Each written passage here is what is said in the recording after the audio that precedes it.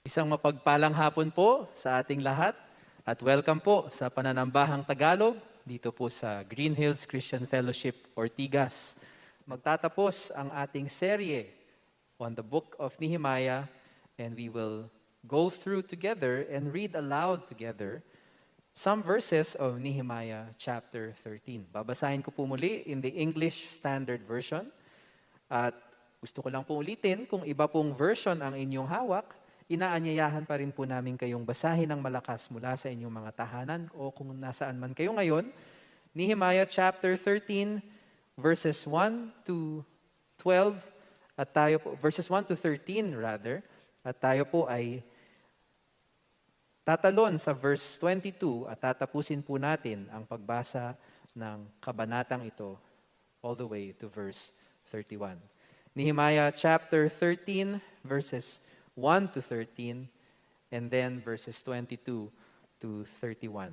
As we conclude this series on Nehemiah this afternoon. Tayo po ay tumayo bilang paggalang sa salita ng Diyos na atin pong sabay-sabay na babasahin bilang patuloy na pagsamba sa Kanya sa hapong ito. On that day, they read from the book of Moses in the hearing of the people. And in it was found written that no Ammonite or Moabite should ever enter the assembly of God, for they did not meet the people of Israel with bread and water, but hired Balaam against them to curse them.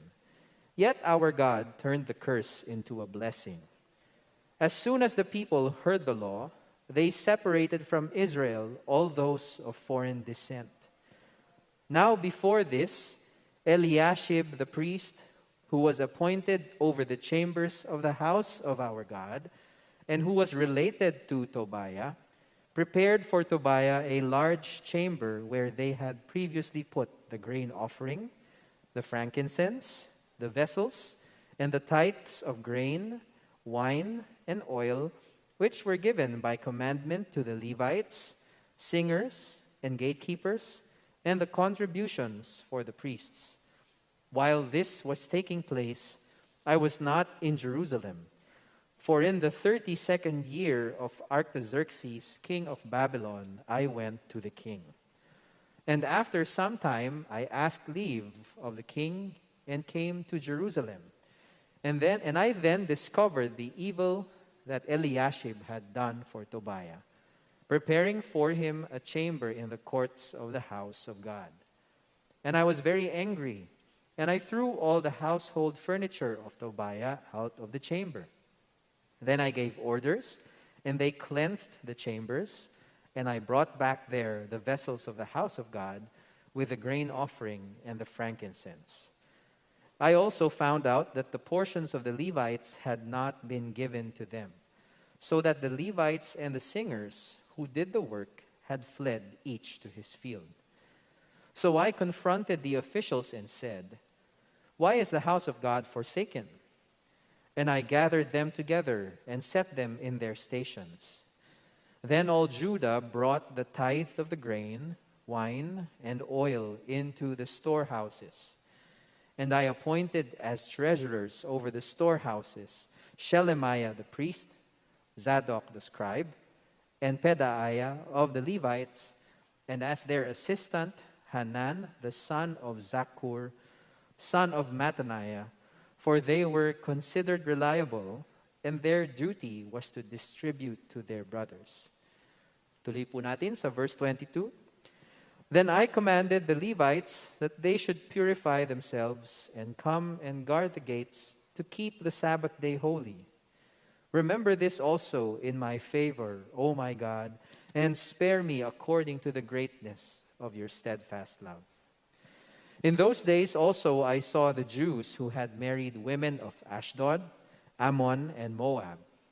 And half of their children spoke the language of Ashdod, and they could not speak the language of Judah, but only the language of each people. And I confronted them and cursed them, and beat some of them, and pulled out their hair. And I made them take an oath in the name of God, saying, "You shall not give your daughters to their sons, or take their daughters for your sons, or for yourselves." Did not Solomon, king of Israel, sin on account of such women? Among the many nations, there was no king like him, and he was beloved by his God, and God made him king over all Israel. Nevertheless, foreign women made even him to sin. Shall we then listen to you and do all this great evil and act treacherously against our God by marrying foreign women? And one of the sons of Jehoiada, the son of Eliashib the high priest, was the son-in-law of Sanballat the Horonite. Therefore I chased him from me. Remember them, O my God, because they have desecrated the priesthood and the covenant of the priesthood and the Levites.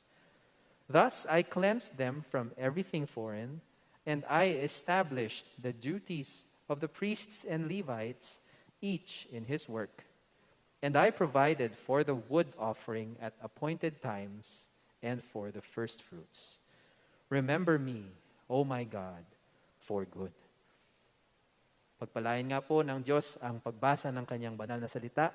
Tayo na po ay umupo at maghanda na po tayo ngayon bilang sa pag-aaral ng kanyang salita. Magandang hapon po muli sa inyong lahat. Ako po ang inyong lingkod, si Pastor Dags Miguel, ang Missions Pastor ng Green Hills Christian Fellowship. At gusto ko pong i-welcome muli ang lahat na nanonood ngayon sa Facebook, YouTube at pati na rin po sa DZAS. Welcome po sa inyo. Sa mga first-timers po natin, ang panalangin ko po ay makasama namin kayo muli sa susunod na linggo. No? Sana hindi ito yung last na time na magkikita-kita po tayo upang makapag-worship at makapag-aral ng salita ng Panginoon. We hope and pray na makahanap po kayo ng spiritual home dito po sa Green Hills Christian Fellowship. Hindi lang po Sunday worship service ang ating pong ginagawa dito sa ating simbahan. We also have discipleship groups called growth groups. At sana po ay mabigyan niyo po kami ng pagkakataon na makilala po namin kayo at maturo po namin sa inyo ang salita ng Diyos sa isang setting na mas taimtim at mas personal, at yan nga po ay through our growth group ministry. So sana po, i-message niyo po kami sa Facebook page ng Green Hills Christian Fellowship at ipaalam po sa amin paano po namin kayo matutulungan sa inyong paglago bilang tagasunod ni Kristo. So ngayong hapon, sa pagtatapos ng ating pag-aaral sa buong aklat ng Nehemiah, tayo ngayon ay nasa chapter 13 na. No, the last story of the book of Nehemiah, at ang pamagat nga po ng ating serye patungkol sa Nehemiah recommitting God's people to God's glory ay ito. Tunay na pagbabago at pagsamba, no? Tunay na pagbabago at pagsamba. So bilang panimula, no? Karaniwan naman na sa atin, 'di ba?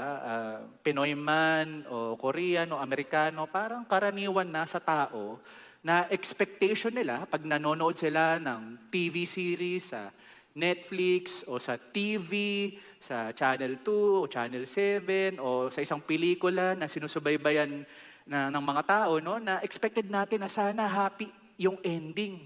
Sana magkatuluyan, yung magkasintahan, sana buo pa rin yung pamilya, sana manalo yung mga hero at matalo yung mga kalaban, ano? So, more or less, parang yun lagi yung expectation, di po ba natin whenever we go to books or stories or watch something that we truly enjoy for our entertainment. Sa kasamaang palad, unexpectedly, from Nehemiah 12, na sobrang saya ng mga tao kasi dinedicate na po nila yung pader na itinayo nila, no, bilang isang bayan, yung walls ng Jerusalem na rebuild na nila at umawit sila, may mga choir na binuo si Nehemiah at nagtipon-tipon yung mga pare mula bata hanggang matatanda, talagang nag-celebrate sila kasi nga joyful occasion eh. Natayo na natin yung pader, yung mission na ibinigay sa atin ng Panginoon. So everybody was happy, everybody was joyful. But then, in the same occasion, on the same day, from Nehemiah 12 to chapter 13, hindi po happy ang ending ng kwento ni Nehemiah. At yan nga po yung nabasa natin, hindi po ba kanina? Sa gitna ng kanilang pagdiriwang at pagsamba sa Panginoon, nang maitalaga na nga nila yung mga pader ng Jerusalem, no? Sa Nehemiah 12 verse 27, makikita natin dito sa Nehemiah 13 na marami pa rin pala ang kailangan nilang ayusin. Hindi lang physical structure ng bayan nila yung kailangan nilang asikasuhin. Yung puso, yung isipan at yung relationship nila kay God, yun yung mas mahalagang kailangang ayusin. Nagbago man ang pisikal na istruktura ng Jerusalem, pero hindi pa rin pala nila tinutupad ng lubos ang kanilang mga pangako bilang piniling mamamayan ng Diyos. Tulad ng ginawa ni Nehemiah, ang aral sa atin ngayon ay ganito. Kung hindi natin susuriin ang ating mga buhay ng maigi, baka niloloko lang natin ang ating mga sarili.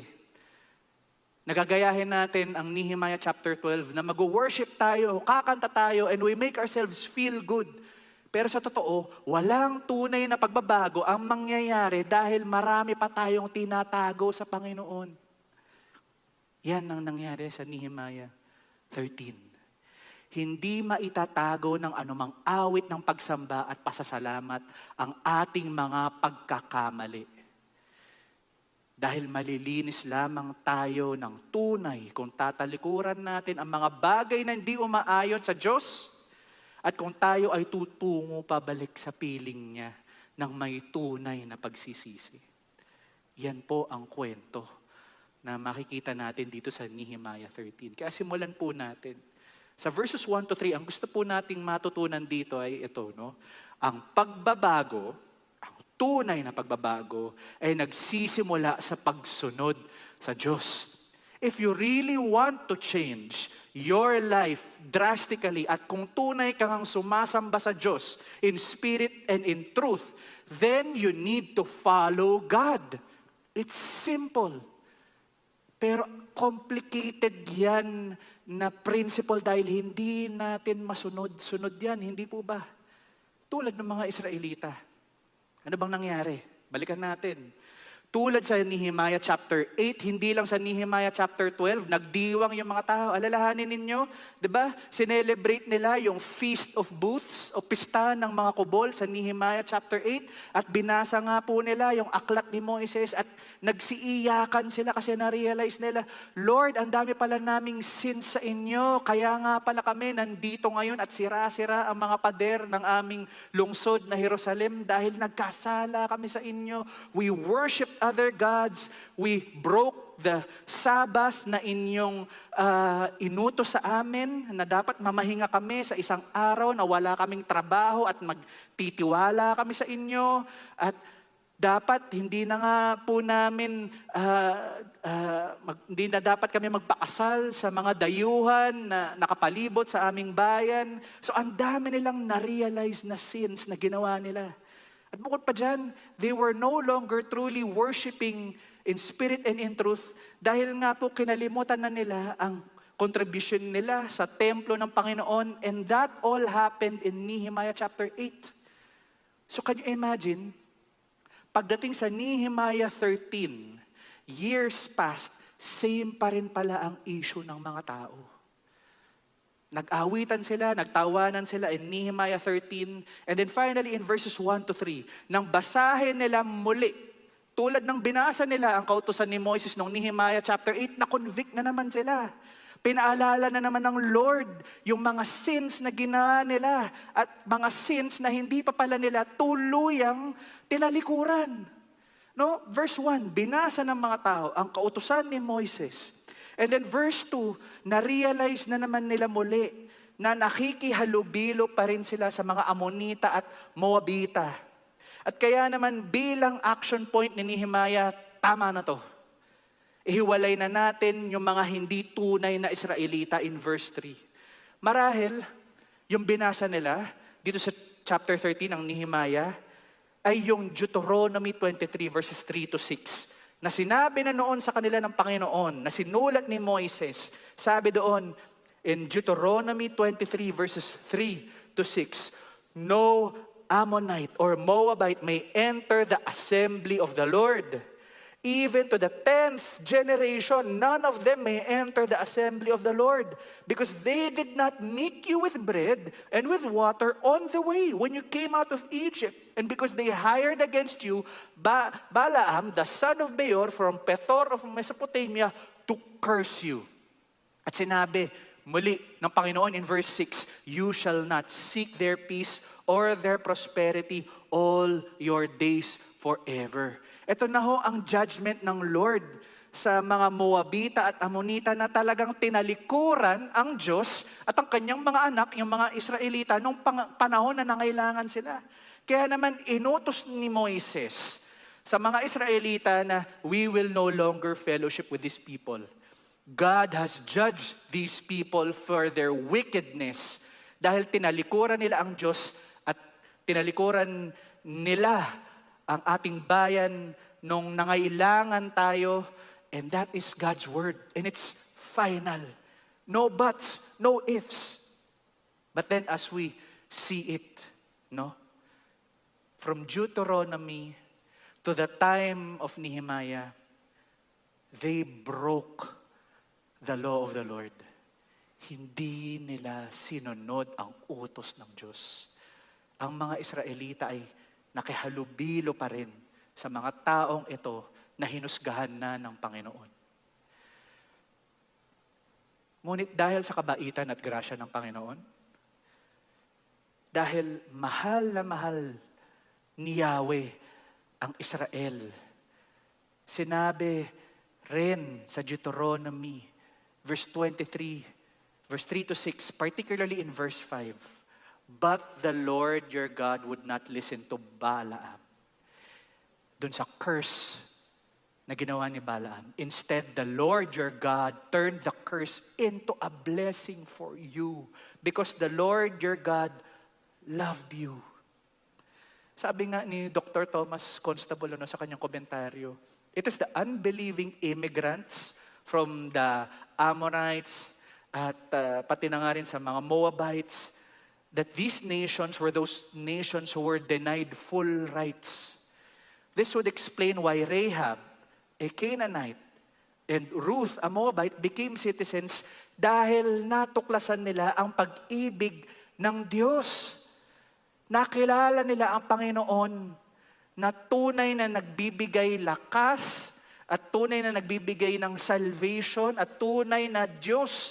Sa lahat ng mga Diyos na existent noon, nung panahon nila, there were people like Rahab and Ruth who were considered na mga dayuhan sa panahon nila, who experienced the love of God. Na sinabi nga ng Diyos sa Deuteronomy 23 verse 5. And so, if you think about it, parang may confusing na law dito ang Lord, hindi po ba? Dahil bawal ang pakiki-fellowship. Pero merong mga tulad ni Rahab at tulad ni Ruth na minahal ang Panginoon at nakakilala sa Panginoon. Kaya naman, ang pakikisalamuha at lalo na makikita natin sa kwento ng Nehemiah 13, ang pagpapakasal sa mga dayuhan ay talagang pinagbawal ng Diyos dahil meron talagang mga tao na kahit anong pagmamahal pa ang ipakita ng Panginoon sa pamamagitan ng kanyang mga mamamayan ng mga Israel o sa pamamagitan ng pagbabasa at pag-aaral ng kanyang salita, kahit anong exposure kay God, there will still be people who will reject, who will deny, who will choose themselves and their gods and their idols instead of God Himself. Kahit ano pang pangitain, kahit ano pang mirakulo ang gawin ng Panginoon, meron pa rin mga tao na hindi pipiliin ng Diyos. Issue yan noon at issue pa rin yan ngayon. Kaya naman, may mga tulad pa rin ni Rahab na Canaanite at Ruth na Moabite na pruweba sa pag-ibig ng Diyos, hindi lamang sa iilang tao, pero sa lahat. Pero ang tanong, tatanggapin kaya ng mga taong ito ang pag-ibig ng Diyos? Mainam tanungin, tinuro kaya ng mga Israelita sa mga dayuhan sa kanilang lungsod, sa kanilang bayan noon, ang patungkol kay Yahweh? Pinakita kaya talaga nila kung sino si Yahweh in the way they lived? in the teaching of God's laws? O sila ba ay nanirahan sa Israel at hindi kinilala ang Diyos dahil hindi na nila ito pinakita sa kanilang pamumuhay, hindi na nila itinuro ang salita ng Diyos, hindi na sila nagsilbi sa templo ng tapat, at kaya naman pati na rin ang mga dayuhan ay, ganito pala dito eh. Walang pinagkaiba sa buhay namin. Pareho lang sa amin itong mga Israelita na ito. Ano man ang nangyari noon, tiyak ang hatol ng Diyos. Nakakalungkot na pinili nila ang mga dayuhan at pakikisalamuha sa mga Amonita at Moabita kaysa sa salita at utos ng Diyos. They chose to fellowship with a people who rejected them and God instead of fellowshipping and worshiping God. Ito ang accusation ng Panginoon sa kanila noon, and they sinned against God. And this is still a question that we need to ask ourselves today. Hindi ba ito rin ang issue natin ngayon? So as a reflection question, tayo ba ay naiimpluwensyahan na rin papalayo sa salita ng Diyos dahil sa ating mga nilalapitang mga kaibigan, mga taong nakakasalamuha natin, na ibang-iba ang prinsipyo sa atin, na iba ang convictions nila sa atin? Tayo ba, imbis na maging positive na example sa iba, ay ginagaya na ang pag-aasal at pag-uugali ng ibang taong mga hindi maka-Diyos at hindi naniniwala kay Kristo? Friends, hindi ko sinasabi na hindi na tayo makipagkaibigan sa ibang tao. In fact, we're called to love our neighbors. We're called to love them because Christ loves them. But the question here is this: yung impluwensya ng mundo, nangingibabaw na ba sa impluwensya na dapat meron sa atin sa salita ng Diyos? Sa relationship natin kay God, sa walk natin kay God. Nauuna na ba ang mundo sa influence ng Diyos sa atin? And does it impact our decision making? The way we think, the way we live? That is the question. Friendship is not the issue. Influence is the issue. Is God truly influencing us, or are we being influenced by the world now, which has a totally different standard? Every so often when we realize it, na ibang-iba pa rin talaga ang takbo ng mundo ngayon. Granted that there are beautiful things that we can see in the world because God made the world. Hindi po ba? Every good thing that we experience in this life, even in a non-secular sense, galing sa Diyos yan. Pero ang tanong, ang influence ba ng mundo ngayon sa atin ngayon, whether positive or negative, has it taken over the influence of God in our life? Dahil ang punto natin dito ay simple lang. Kung tunay ngang gusto nating magbago at maging tulad ni Kristo, magsisimula lang yan kung sinusunod talaga natin ang salita ng Diyos. For the second point, in verse 4 to 29, ang gusto nating matutunan naman ay ganito: ang pagtalikod sa kasalanan ay patunay sa ating pagbabago. Ang pagtalikod sa kasalanan ay patunay sa ating pagbabago. So kung na-realize natin in verses 1 to 3 na ang pagbabago ng isang Kristiyano ay nagsisimula sa taimtim ng pagsunod sa Diyos at sa Kanyang salita, makikita po natin in verses 4 to 29 na ang pagtalikod sa kasalanan or repentance ay patunay nga sa pagbabagong nangyayari sa ating buhay, sa commitment natin to change, to be more like Christ.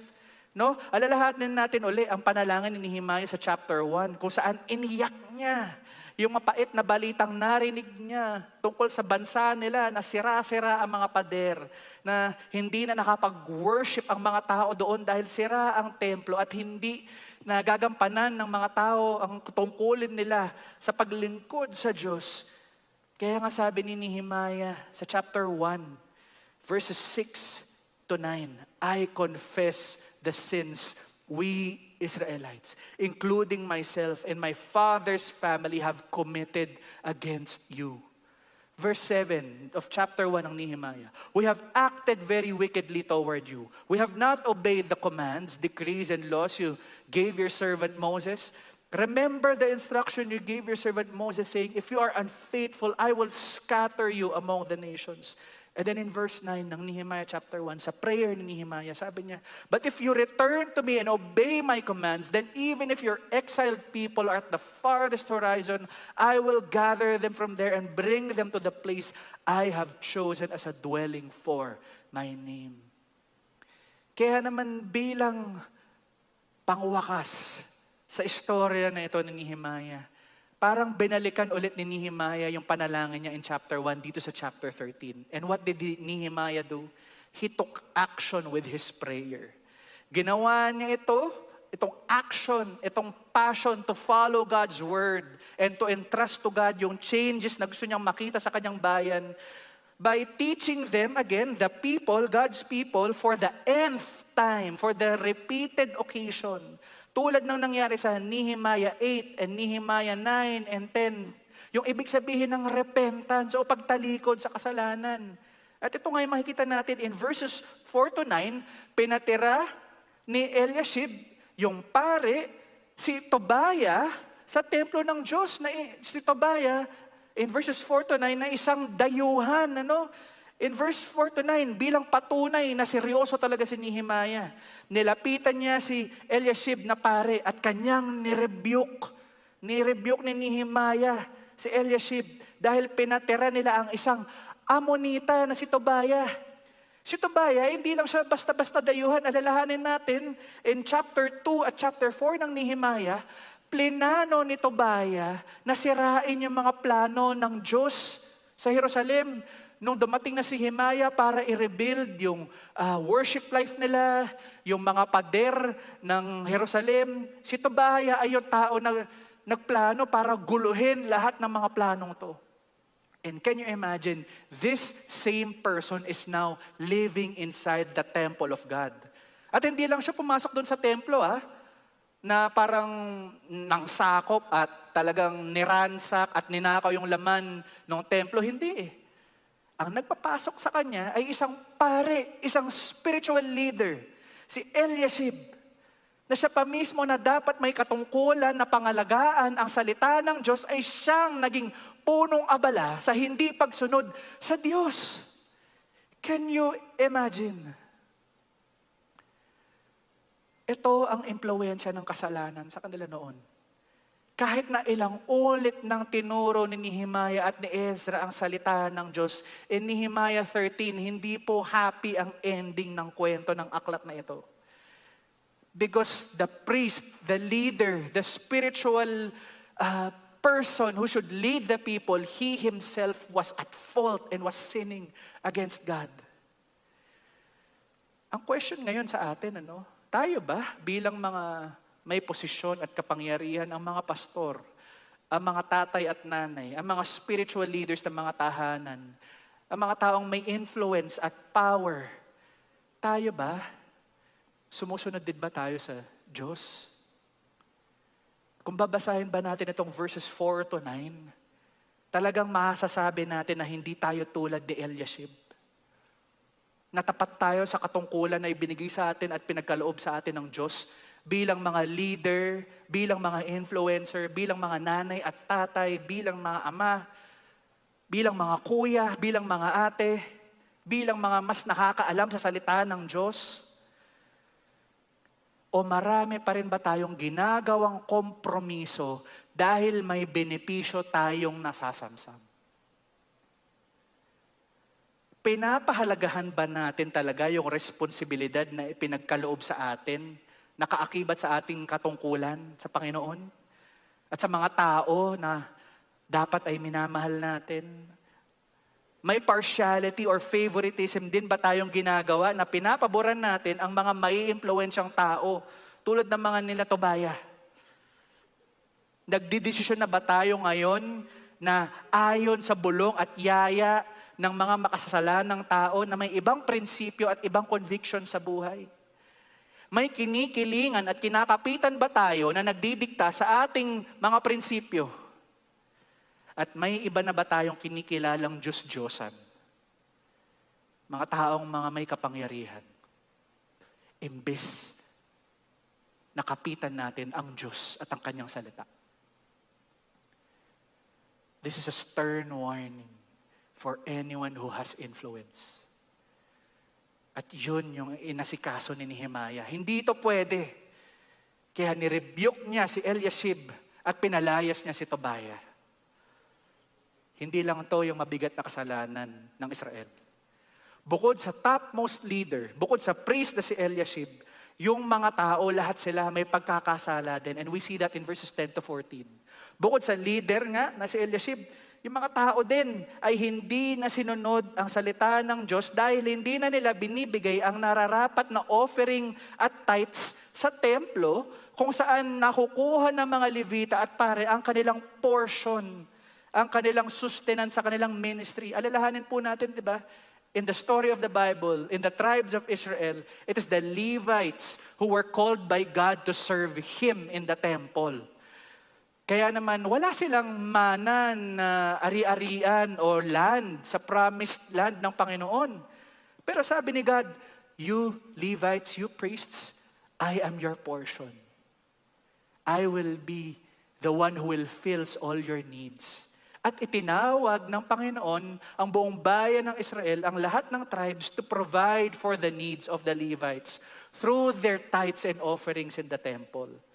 But what happened?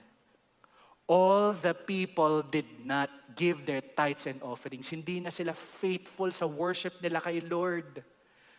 Again, another broken commandment. Another commandment that they have broken before in times past na inulit na naman nila. Tungkulin ng mga tao bilang pagsamba ang kanilang pag-alay ng offerings sa templo at ang kanilang pag-support sa mga Levita. Ngunit nagkanya-kanya ang mga tao. Trinabaho nila ang kanilang mga lupain upang yumaman at upang lumago sa kanilang mga pananim, sa kanilang crop, sa kanilang farm, at kinaligtaan na nila ang nais ng Diyos na magpasalamat sila sa pamamagitan ng paghahandog ng kanilang first fruits, ng kanilang alay, ng kanilang offerings na dapat binabalik nila sa Lord. Bilang thanksgiving, God, ito ang offering ko sa inyo. Dapat ganun yung mga Israelites noon eh. Whenever they worked for 6 days, in the Sabbath day, they would say, thank you, God. And then aside from resting on the Sabbath day, they would worship God by giving the first fruits. Sabi nga, sa Nehemiah 10 verses 32 to 39, they made a commitment. Sa Nehemiah 10, ito sabi nila, we obligate ourselves to bring the first fruits of every fruit of every tree to the house of the Lord. This is in Nehemiah 10. They made a commitment to God. And then in verse 36, they also said in Nehemiah chapter 10, also to bring to the house of our God, to the priests who minister in the house of God, we will not neglect the house of God. But what did they do? Verses 10 to 14, hindi na sila naging faithful sa kanilang offering sa Lord. Alam nyo, connected ito sa sin ni Eliashib.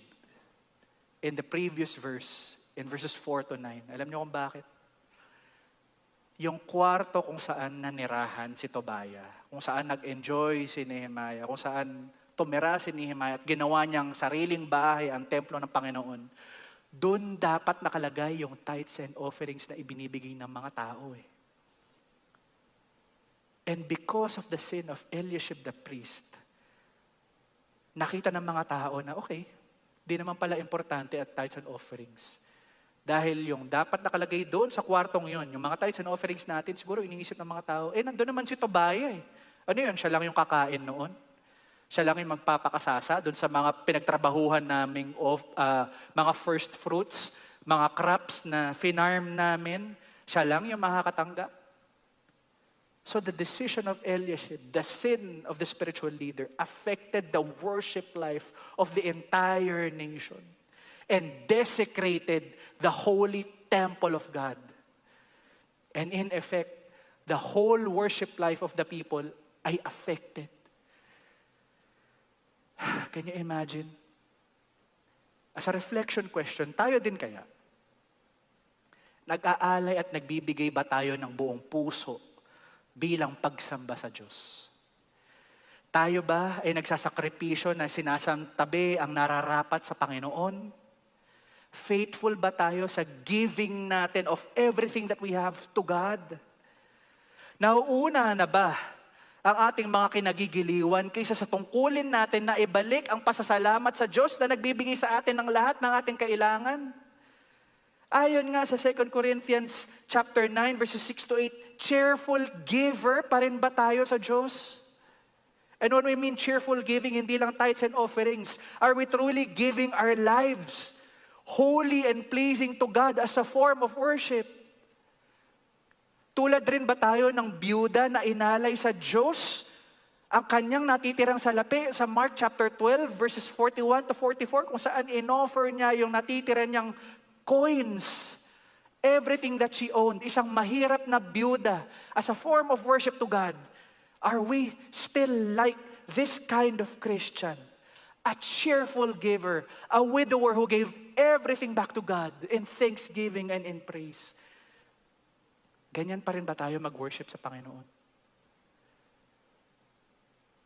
Ang malungkot, hindi natigil dyan yung kasalanan ng bayan ng Israel.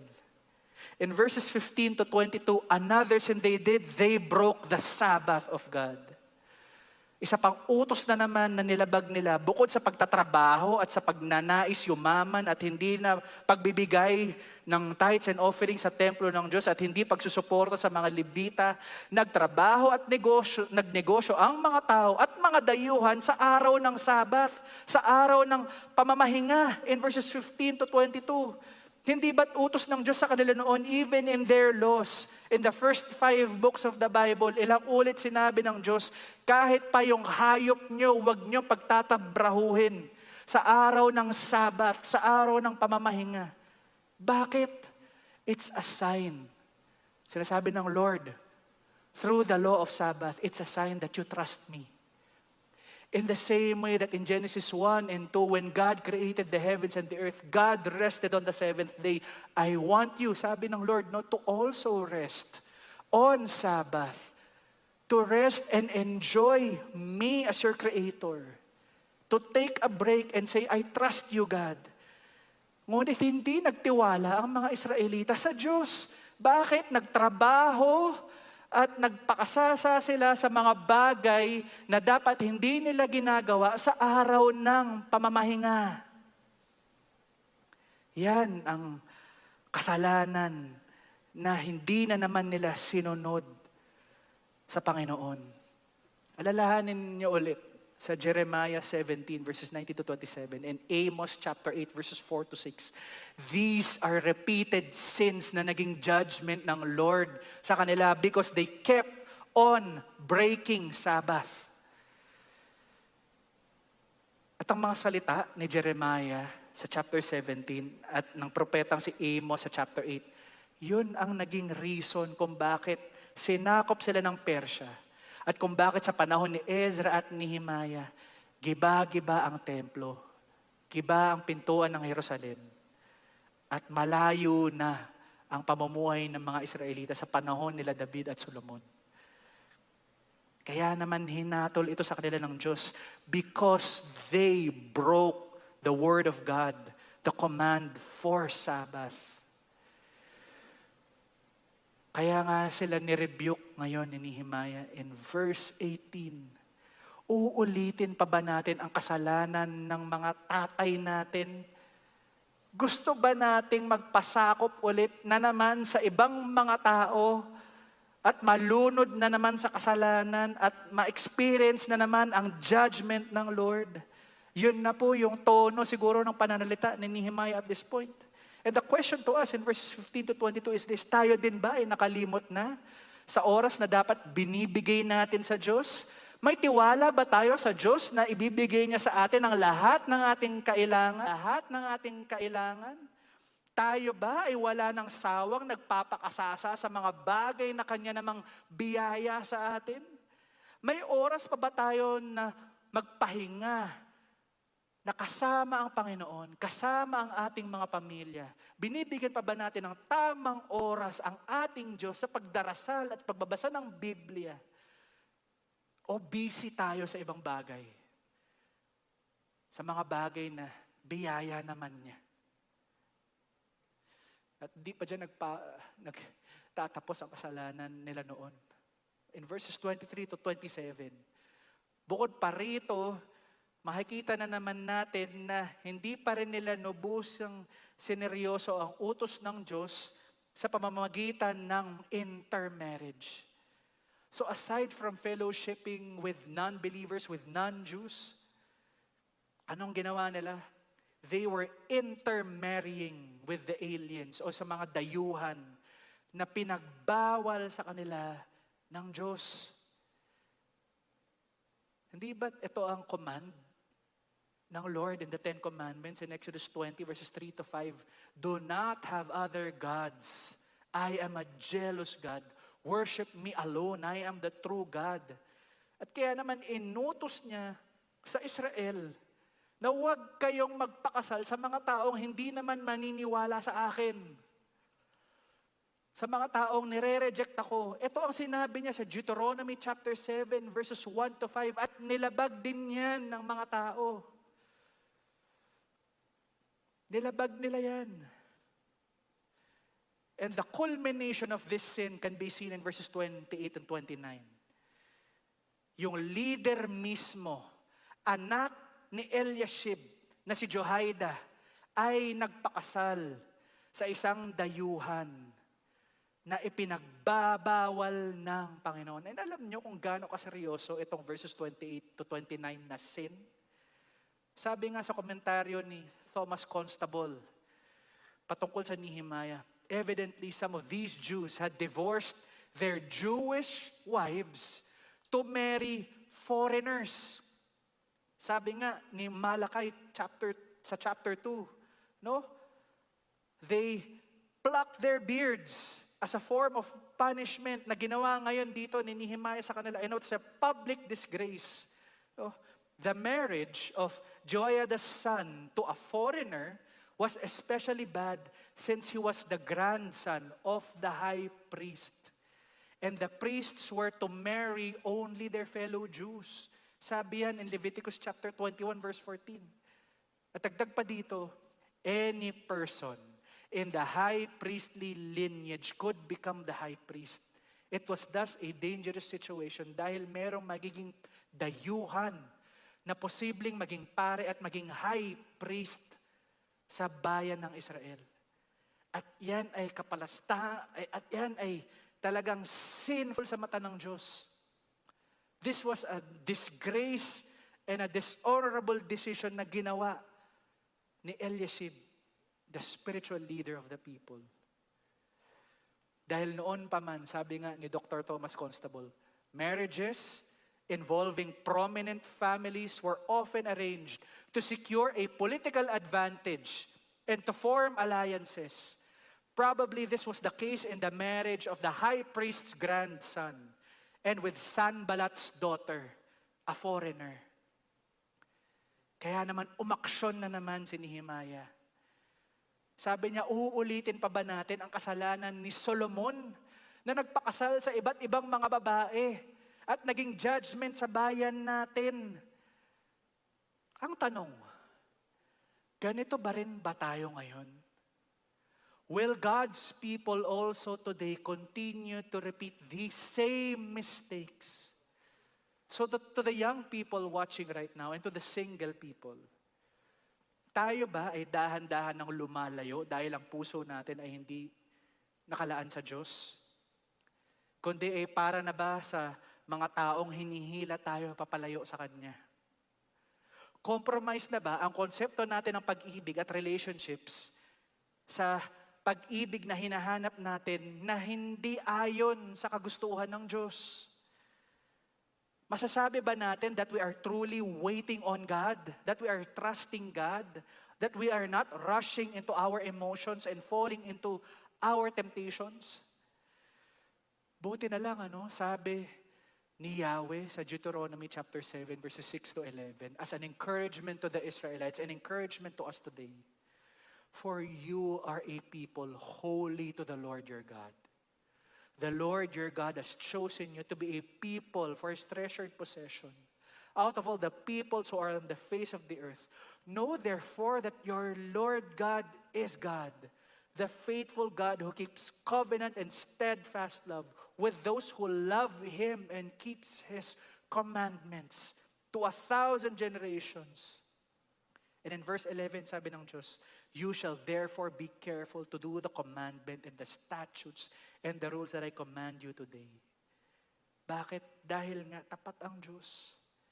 Yung promise ng Lord sa mga Israelites noon ay promise na panghahawakan din natin ngayon in Jesus. That's the wonderful thing about the relationship that we have with Jesus. Yung promise ng Lord of steadfast love noon sa Israelites.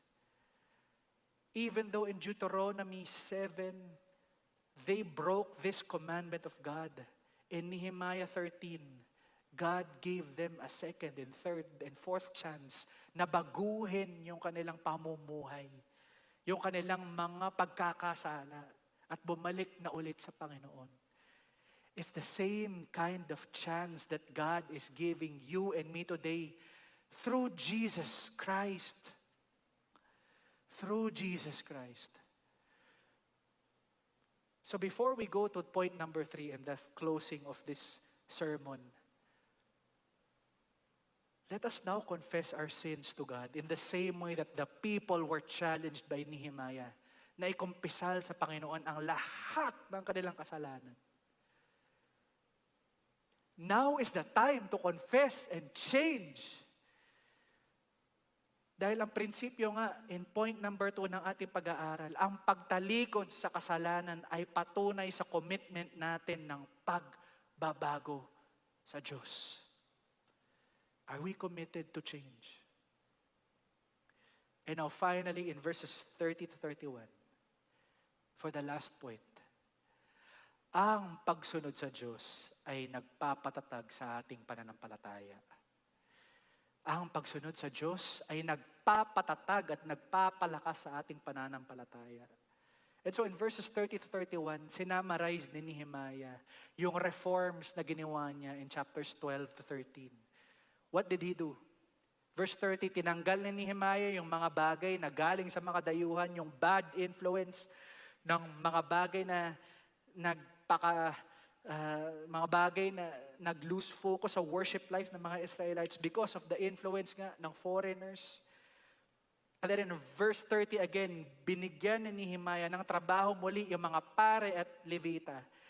Kinonsecrate niya muli ayon sa mga kautusan ni Moises at nilinis muli ng Diyos at pinagbigyan muli ng Diyos ang mga pare upang paglingkuran siya muli sa templo.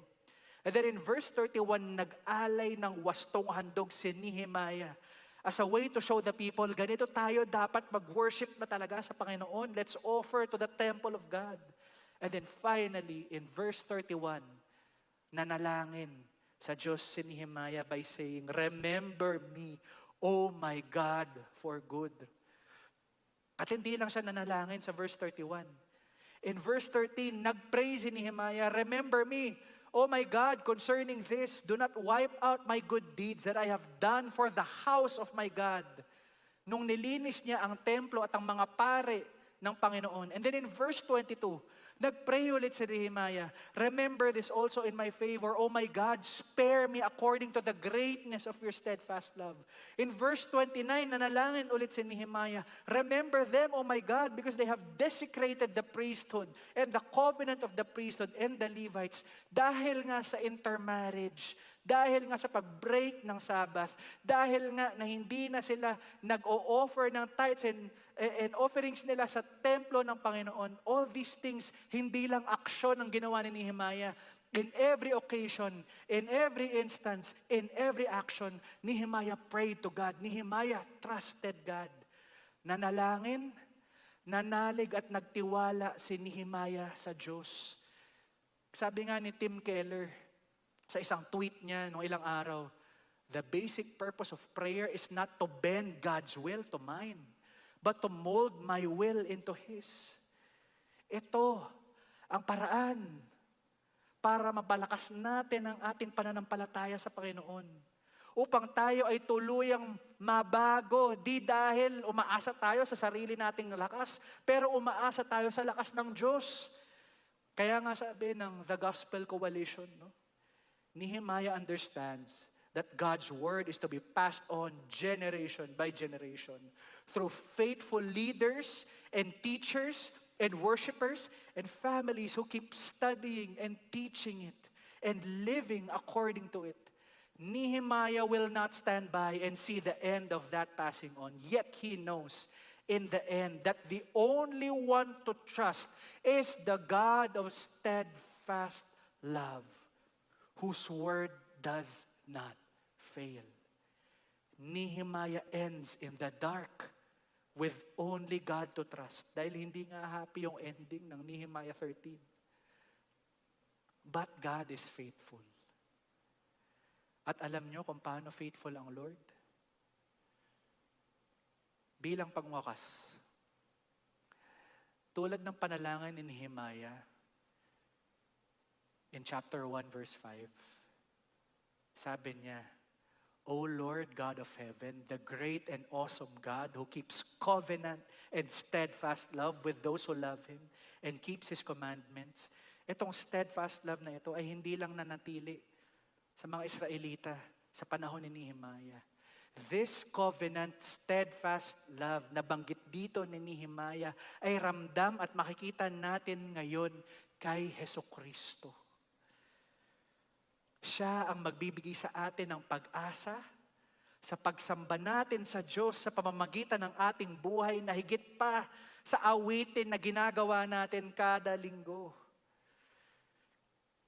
Sabi nga muli ng The Gospel Coalition about the story of Nehemiah, the biblical story does not end in darkness. Through the death and resurrection of the promised Holy Son of God who came, the people of God from all the nations are made holy as they put their faith in Him. In light of the Bible's complete revelation, we understand that Jesus is the light Nehemiah yearned for. He is the one to whom all the law and the prophets point. The light has shined. Yet even as we, God's people of the new covenant today, walk according to that light, we still walk through darkness. We still walk in sin. Our reformation still failed. We're still waiting for the full light of day when Jesus comes again, and He will come again. And we can still trust Him, believing in His word, and we can keep passing it on until that day that Jesus comes back to make everything right. Tayo dapat ay mamuhay ng may pag-asa. Lalo na sa mga panahong parang walang happy ending tayong makita. Pinapaalala sa atin ngayon ng Diyos ang kanyang steadfast love, ang kanyang pag-ibig. And we know this in 1 John 4 verses 7 to 9. And God says, love is from God. And whoever loves has been born of God and knows God. And anyone who does not know God, and anyone who does not love does not know God. Because God is love. And in this love of God was made manifest among us, that God sent His only Son into the world so that we might live through Him. So that we might indeed live a life of change, na maging committed tayo sa pagbabago na ginagawa sa atin ng Diyos, na maging conform tayo sa likeness ni Kristo ayon nga sa Romans 8:29 at ayon nga dito sa 1 John 4, that we might live for God. Tulad ng recommitment at revival sa Nehemiah 13 na ninanais nila at hindi nila magawa-gawa ng tuluyan, God is now giving us the chance to make that same commitment of true revival, of true change, tunay na pagbabago, tunay na pagsamba. At this is only possible through Jesus Christ, our Lord and our Savior. Friends, I hope you don't pass the chance. Now is the time to make that commitment today. If you have yet to give your life to God, now is the time. Huwag na nating gayahin ang ginawa ng mga Israelita na paulit-ulit silang nagkamali at paulit-ulit silang ginudge ng Panginoon dahil sa kanilang mga pagkakamali. Now is the time to choose God and only God. Don't waste this chance. Ito na ang pagkakataon mo ng ating mga pamilya, ng ating mga simbahan. Talikuran na natin ang mga bagay na hadlang sa Panginoon at gawin natin ang lahat ng nakasulat dito. Influence ba talaga natin ang salita ng Diyos at ang Panginoon? O papasako pa rin ba tayo sa ibang mga bagay na taliwas sa kanyang kalooban? Now is the time. Let us recommit ourselves back to God. At posible ito through Jesus Christ. Only through Jesus Christ. Let us pray. Lord, hindi po happy ang ending sa kwento ni Nehemiah. Pero salamat sa inyo dahil meron pong chance ang aming mga buhay, ang aming mga simbahay, ang aming mga simbahan, ang aming bansa, ang aming mga komunidad to have a chance at peace, salvation, worth, quality of life, assurance, mga bagay na manggagaling lamang sa inyo. If and only if we repent and turn back to you. If and only if we confess our sins to you and come clean with our sins. At nagpapasalamat kami dahil ibinigay ninyo ang inyong anak, ang anak ninyo, na paalala nyo sa amin ngayon that we can live a full and meaningful life. Gaya nga ng sabi sa 1 John chapter 4, na ganyan ang inyong pag-ibig sa amin, na lubos at wagas. At kita namin yan in and through Jesus. Lord, hear the confession of the people. Hear our commitment to turn away from sin. Hear us, O Lord, upang tuluyan nga kaming magbago at hindi na namin balikan ang aming mga kasalanan. Ang aming mga kasalanan. For this, we pray in Jesus' name. Amen. God bless po and see you next Sunday.